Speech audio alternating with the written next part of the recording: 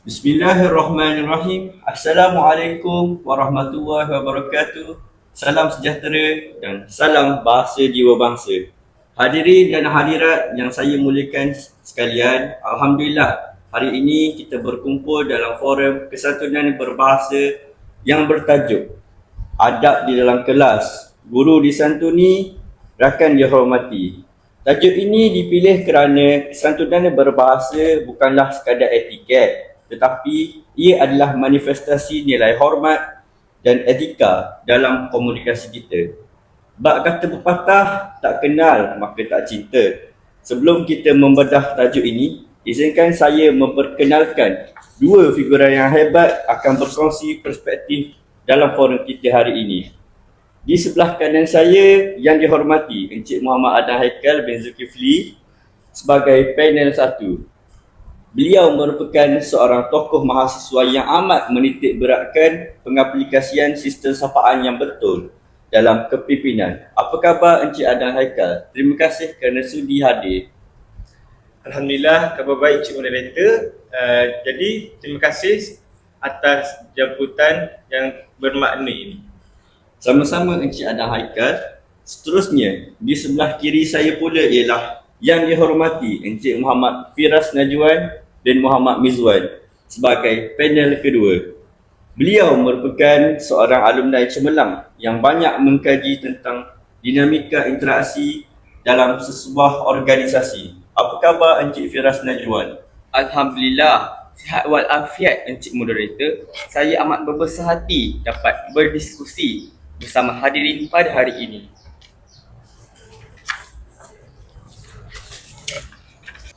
Baiklah, kita mulakan. Encik Adam Haikal, guru diletakkan pada kedudukan yang sangat mulia. Tetapi, sering berlaku pelanggaran adab apabila pelajar menggunakan laras bahasa yang tidak sesuai, iaitu bahasa pasar. Bagaimanakah Encik Adam melihat kepentingan peranan individu sebagai penuntut ilmu dalam menjaga batas kesantunan lisan terhadap guru? Terima kasih Cik Moderator. Jadi, izinkan saya melontarkan saya punya pendapat. Jadi, berbicara tentang adab terhadap guru, kita perlulah melihatnya dari sudut kematangan kognitif.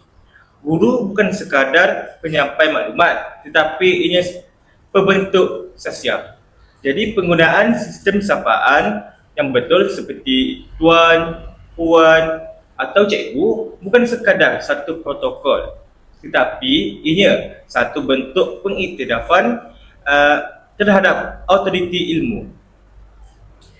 Contohnya, apabila kita ingin bertanya soalan yang bersifat kritikal, kesantunan lisan perlu digabungkan dengan kesantunan bukan lisan.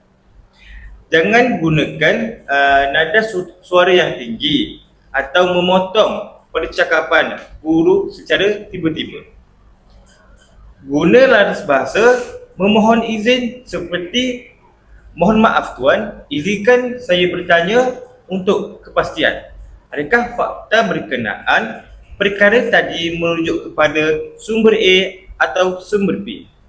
Ini menunjukkan kita menghormati peranan guru sebagai pakar sambil kita menjalankan peranan sebagai penuntut ilmu yang beradab.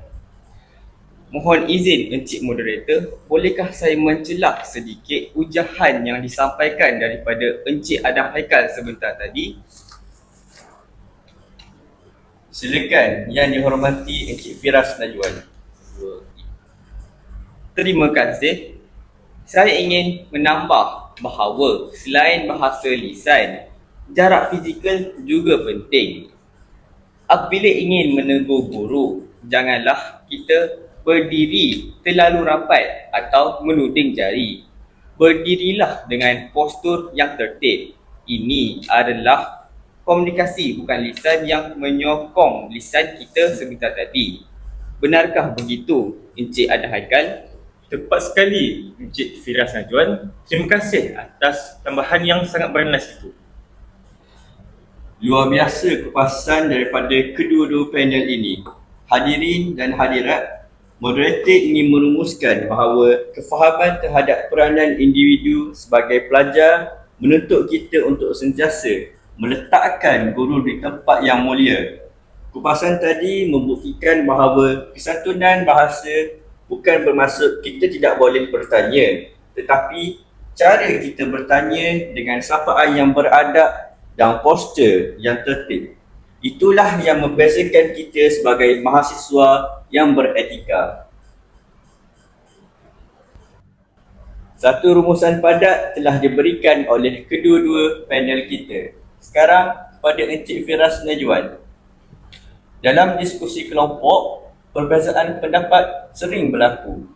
Persoalannya, bagaimanakah pengurusan interaksi sosial yang tertib dapat dipraktikan supaya rakan kita tidak terasa hati walaupun hubungan persaudaraan dengan kita sangatlah akrab.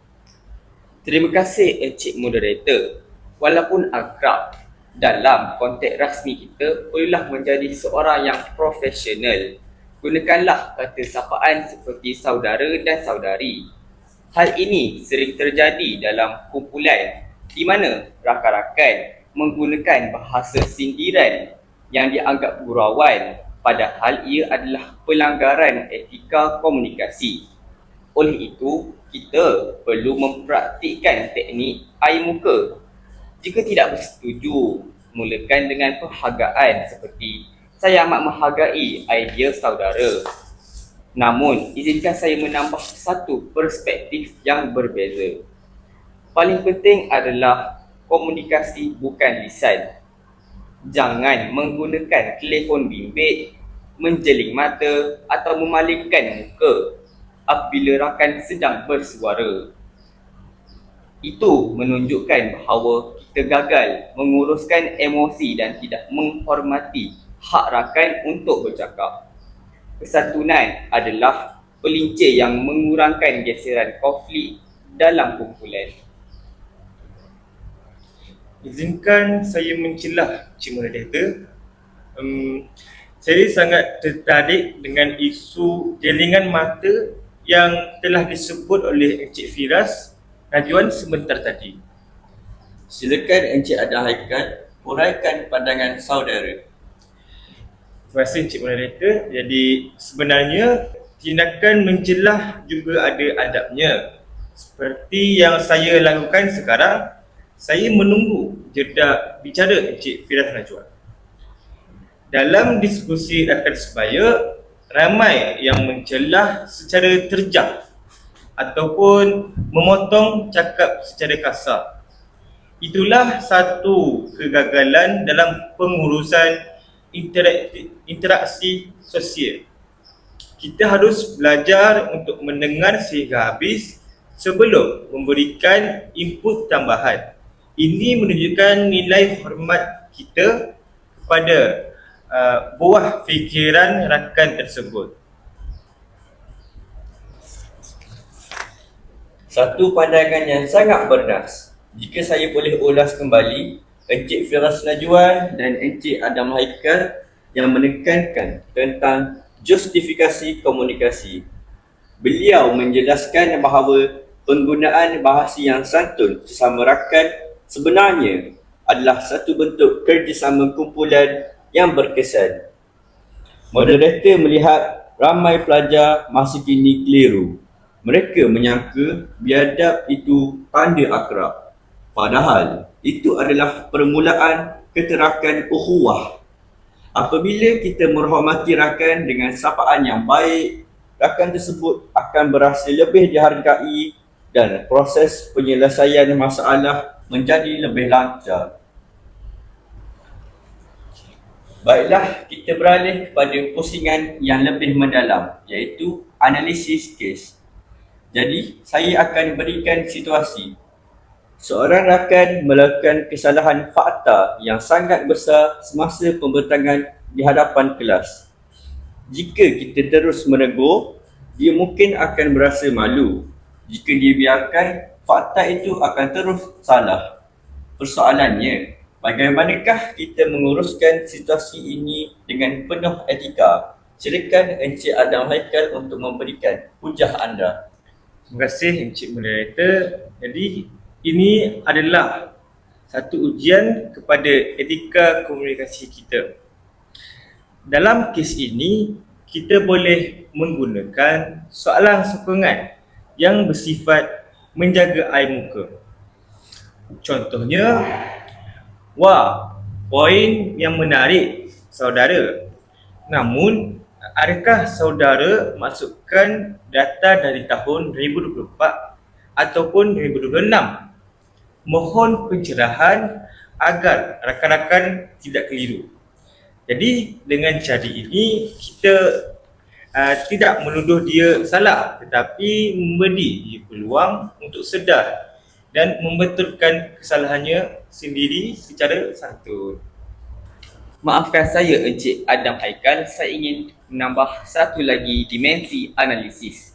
Bagaimana pula jika kesilapan itu dilakukan oleh guru sendiri di hadapan kelas yang ramai? Dalam analisis saya, pelajar harus menggunakan pendekatan tertutup. Elakkan menegur di hadapan semua orang jika ia boleh menjatuhkan wibawa seorang guru. Oleh itu, pelajar perlu berjumpa selepas kelas. Gunakan kata sapaan yang paling lembut seperti, "Tuan, saya memohon maaf. Tadi saya terbaca sumber ini. Adakah saya tersalah faham atau bagaimana?" Ini adalah justifikasi komunikasi yang paling tinggi nilainya. Menarik sekali analisis daripada kedua-dua panel. Moderator melihat bahawa dalam kedua-dua kes ini, nilai hormat mengatasi keinginan untuk menunjuk bijak pandai. Kesantunan bukanlah sekadar berkata-kata, tetapi strategi kognitif untuk menjaga keharmonian sosial. Inilah kematangan yang kita harapkan daripada mahasiswa-mahasiswa IPG. Sebagai penutup, forum kita ini telah membuktikan bahawa kesatuan berbahasa adalah jambatan keberkatan ilmu. Terima kasih yang tidak terhingga kepada Yang Dihormati Encik Muhammad Adam Haikal bin Zulkifli dan Yang Dihormati Encik Muhammad Firas Najwan bin Muhammad Mizwan atas kupasan yang amat profesional. Saya selaku moderator memohon maaf sekiranya terdapat kekurangan laras bahasa sepanjang majlis forum ini. Semoga kita menjadi sebuah mahasiswa yang cemerlang adab dan ilmunya. Sekian, wabillahi taufiq wal hidayah. Wassalamualaikum warahmatullahi wabarakatuh. One is the loneliest number that you'll ever do. Two can be as bad as one. It's the loneliest number since the number one. One is the loneliest number that you'll ever do.